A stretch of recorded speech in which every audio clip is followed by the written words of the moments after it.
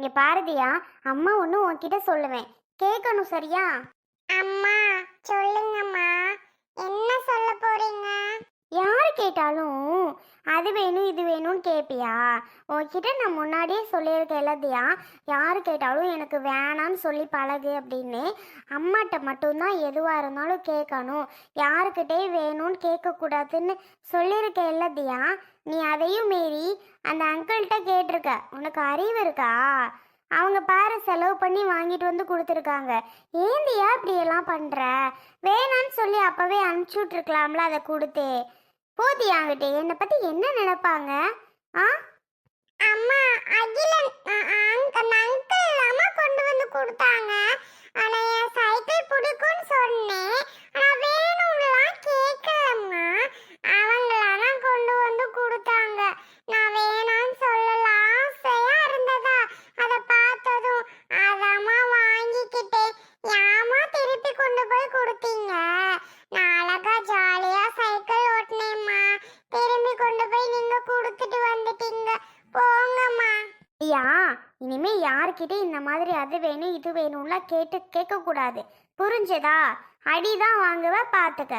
சரிம்மா, நான் கேட்க மாட்டேன். அப்படிலாம் கேட்கக்கூடாதுயா. உனக்கு என்ன வேணுமோ எப்போ வேணுமோ அம்மா வாங்கி தருவேன், சரியா?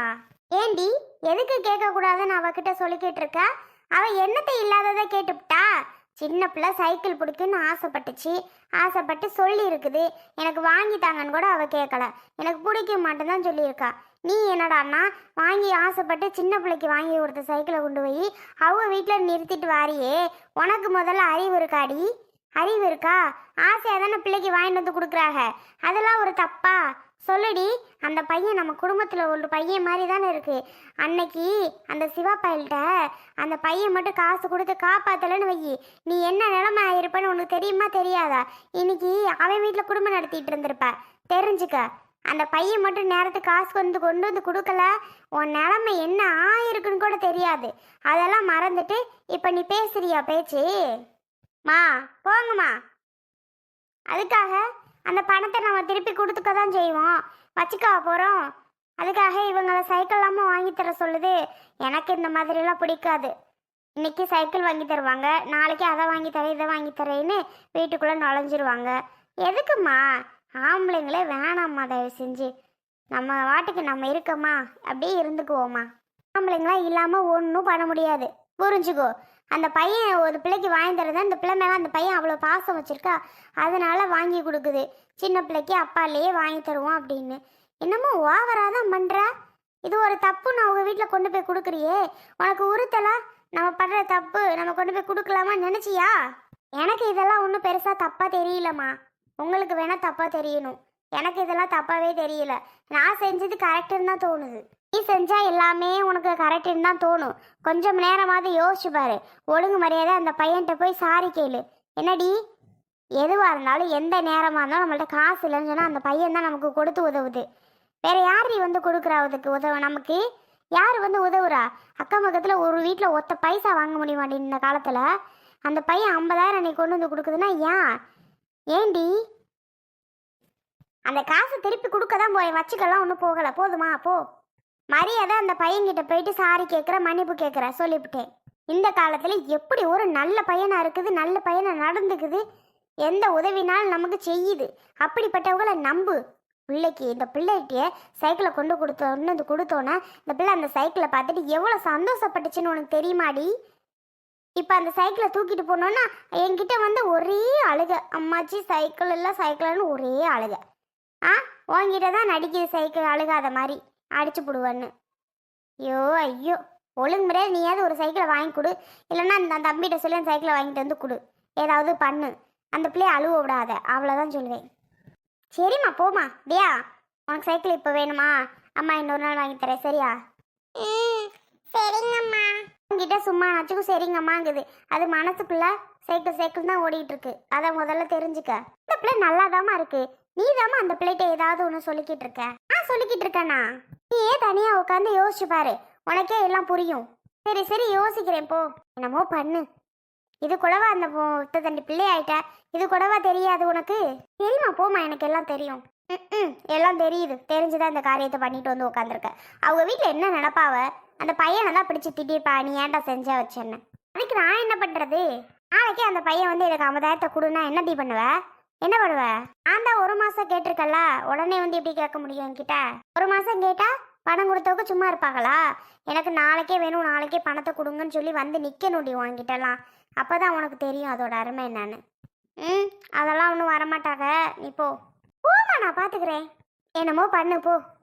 ஏங்க, இந்தாங்க ஒரு வாய் வாங்கிக்கோங்க. கேசரி அவ்வளோ அழகாக செஞ்சு எங்கள் அம்மா கொண்டு வந்திருக்கு. கொடு. ஆ, நல்லா இருக்காங்க. நல்லா இருக்கா? ஐயோ, கரையுது அப்படி சூப்பரா இருக்குத்த. சரிங்க மருமோனே, நல்லா இருக்கா? டேஸ்ட் அவ்வளோ அருமையா இருக்கு. எடி, உன் மாமியாருக்கு கொஞ்சம் கொடு. இந்தாங்க உங்களுக்கு வாங்கிக்கிடுங்க. நீ முதல்ல சாப்பிடுமா, நான் அப்புறம் பாட்டுக்கிறேன். ஐயோ, என்னது ஒரு வாய் போனது எனக்கு வாந்தி வர மாதிரி இருக்கு. ஐயோ சாரிங்க, சாப்பாட்டுல பிடிச்சி வாந்தி எடுத்து விட்டுட்டேன். என்னாமுதா பாவம், ரெங்கராசு அழகா சாப்பிட்டுட்டு உட்காந்துருந்துச்சு, இப்படி பிடிச்சி சாப்பாட்டுல எடுத்து வச்சிருக்க. ஐயோ சாரிங்க, எனக்கு கேசரி ஒரு வாய் உள்ள போனதும் திடீர்னு இப்படி வாந்தி மாதிரி வந்துட்டுங்க. நான் வேணும்லாம் எடுக்கலைங்க. முதா, யார் இப்போ உன்னை திட்டுனது? நான் எங்க உன்னை திட்டுனேன்? பரவாயில்ல, இந்த நேரத்துல வர்றது எல்லாம் சகஜம் தானே. பரவாயில்ல முதா, நானும் ஒன்றும் திட்டலாம் இல்லை. சரி விடு. ஏலே, இதை கொடு, நாய்க்கு போட்டுட்டு நான் வேற உனக்கு ஒரு சாப்பாடு போட்டு தாரேன். என்ன பண்ணுறது, அவள் அப்படி உட்காந்தது வாரது தெரியாமல் கூட டபக்குன்னு எடுத்து விட்டா போல. சரி பரவாயில்ல வீடுப்பா. ஏண்டி பார்த்து எடுக்கிறது இல்லை, சாப்பாடு தானே கையில் வச்சிருக்கு, டபக்குன்னு இறங்கி போய் அங்கிட்டு தான் எடுத்தா என்ன? உட்காந்த இடத்துல எப்படிவா எடுக்கிறது? இல்லைம்மா, இந்த மாதிரி வாமிட் வர நேரத்தில் வெளியில் இறங்கி போனால் மயக்க மாதிரி வந்து கீழே விழுந்துடுறேம்மா. ஆமாத்த, நான் தான் சொல்லியிருக்கேன், மயக்கம்லாம் வராம தான் எழுந்து போகாத, இருந்த இடத்துல என்ன இருந்தாலும் பரவாயில்ல, நீ எடுத்து விடுன்னு. அதான் அப்படி எடுத்து விட்டுருச்சு. இருந்தாலும் இவன் என்ன லூஸ் மாதிரி பண்ணிகிட்டு இருக்கா. இப்படியெல்லாம் பண்ணிகிட்டு இருந்தா அப்புறம் கோவம் வராமல் என்ன செய்யும்? ஏதோ அந்த பையனை கண்டு அமைதியாக பொறுமையாக இருக்குடி. ஆமாம்மா, எங்கே கொண்டாங்க தட்டை, நான் போயிட்டு கழுவிட்டு வேற சாப்பாடு போட்டு கொண்டு வரேன். ஏய், நான் போட்டு கொண்டு வரேன், நீ உட்காரு. கொடுப்பாருங்க ராசு. இந்தாம்மா. இப்போ தட்டுலே இப்படி வாந்தி எடுத்து விட்டான். ஏ அப்பா, என்ன வாடா. ஏமதா, நீ எடுக்கிற வாந்தியில் மணக்குமோ? உனக்கு நக்கல் தான் ரெங்கராசு, யார் எடுத்தாலும் நாரும் தான். அப்புறம் என்ன வாடான்னு சொல்கிறா? ரொம்ப தான் பொண்டாட்டி சொன்னது கோவம் வந்துட்டோ. அமுதா, நீ இன்னும் ஏன் சோக மாதிரி அழுத மாதிரி இருக்க? விடு, நான் தான் ஒன்றும் நினைக்கலன்னு சொல்கிறேன்ல. அவங்க மேலேயே பிடிச்சு நல்லா எடுத்து விட்டுட்டேன். விடு அமுதா, நானே ஒன்றும் பெருசாக நினைக்கல, நீ ஏன் இது பண்ணிக்கிட்டு இருக்க? கேசரி என்னாச்சு?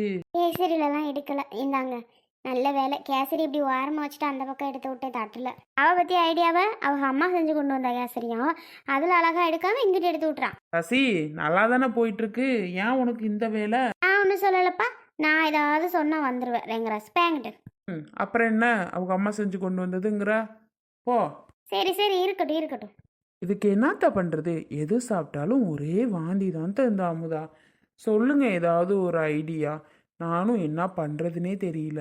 என்ன சாப்பிடு, டபக்கு டபக்குன்னு இப்படி எடுத்தா என்னதான் பண்ணுறதுன்னு ஒன்றுமே புரிய மாட்டுக்கு. டாக்டர்கிட்ட தான் போகணுமோ? டாக்டர்கிட்டலாம் போக வேணாப்பா, யாராக இருந்தாலும் இப்படி தான். மாசமான ஆயிட்டா பிள்ளைய இப்படி தான் வாந்தி எடுத்துகிட்டே கிடக்கு. எடுக்கிறது தான்ப்பா நல்லது, எடுத்தால் தானே நல்லாயிருக்கும். இந்த மாதிரி நேரத்தில் இது சகஜம்தான், இதுக்காகலாம் ஆஸ்பத்திரி கூட்டிகிட்டு போவ என்ன? அப்பப்போ தெம்புக்கு பழங்கள் கொடுத்துக்கிட்டே இருக்கணும். அதை வேற நீங்கள் தூண்டாதீங்க, கோவமா வருது உங்கள் பொண்ணு மேலே. ஏன் என்னாச்சுன்னு கேளுங்க. எது கொடுத்தாலும் குடிக்கிறதே கிடையாது, கோவம் தான் வருது. ஏன் அமுதா அப்படியாடி பண்ணுற? எங்கள் அம்மா ஒரு ஆள் தான் பாக்கி, அவங்கள்ட்ட சொல்ல ஆரம்பிச்சிட்டீங்களா? இதே வேலை தான் உங்களுக்கு. இதனால தான் இப்போ கொஞ்ச நேரத்துக்கு முன்னாடி அவ்வளோ பெரிய சண்டை வந்து இப்போ தான் சமாதானம் ஆயிருக்கு. திரும்பியுமா? சரி சரி சரி, கோவப்படாத வீடு, இனி சொல்லலாம்.